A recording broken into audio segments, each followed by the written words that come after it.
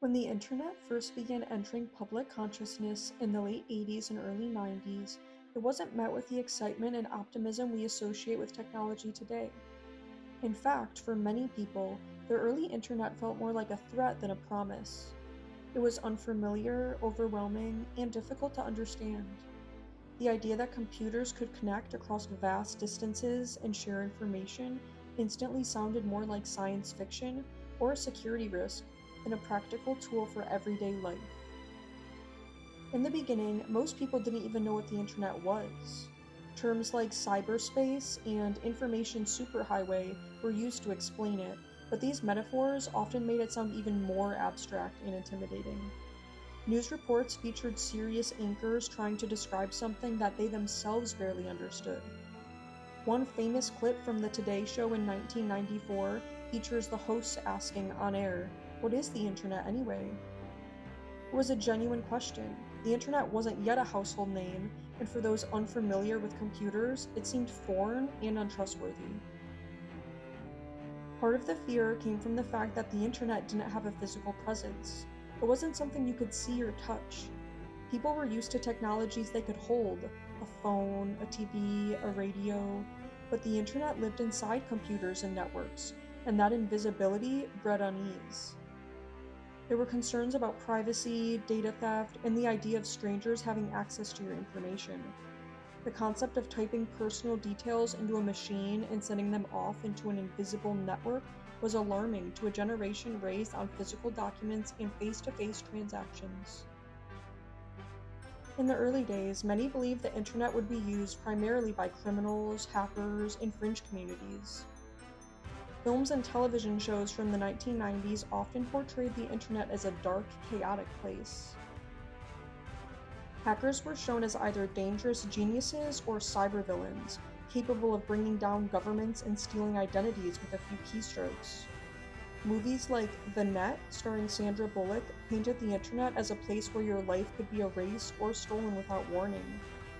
These portrayals fed into public fear, reinforcing the idea that the internet was not to be trusted.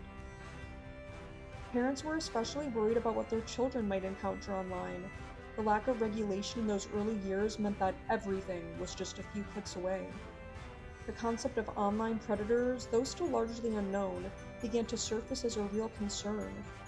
With no precedent for this kind of digital freedom, families, educators, and lawmakers struggled to understand what safe internet usage even meant. There were very real fears that society was opening a door it didn't know how to close. The government and media also played a role in the skepticism.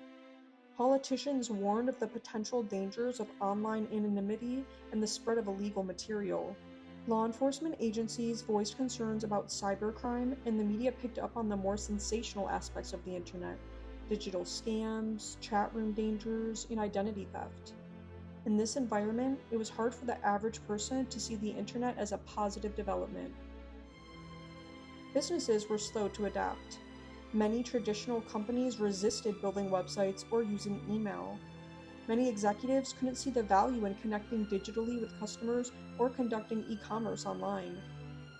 To them, the internet felt like a passing trend, one that lacked the stability or professionalism of traditional marketing and business practices.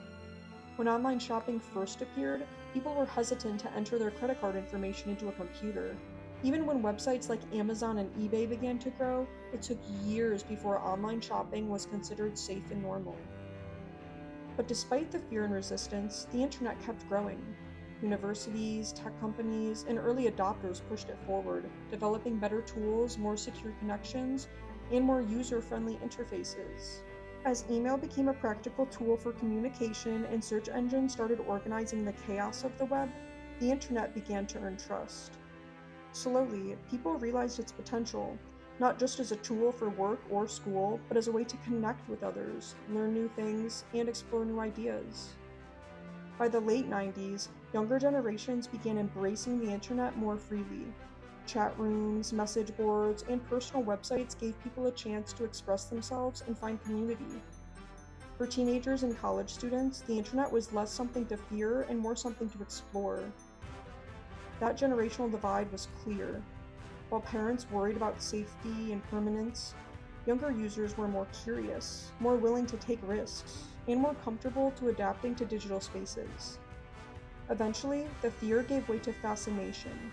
The internet stopped being an idea and became a daily reality. As broadband replaced dial-up and websites became more visually appealing and interactive, the internet matured. It was no longer just a curiosity or a threat, it was a necessity. Today, we take it for granted. We shop, work, date, learn, and entertain ourselves online. But it's important to remember that this transformation didn't happen overnight. It was slow, awkward, and met with deep skepticism. The story of how people came to accept the internet is a reminder that every new technology arrives with fear. The unfamiliar always feels dangerous at first, but over time, as we adapt and understand, what once seems threatening becomes ordinary. The internet's journey from mystery to necessity reflects not just the shift in technology, but a shift in human behavior, one that continues to shape our world today. Like, comment, and subscribe for daily history content.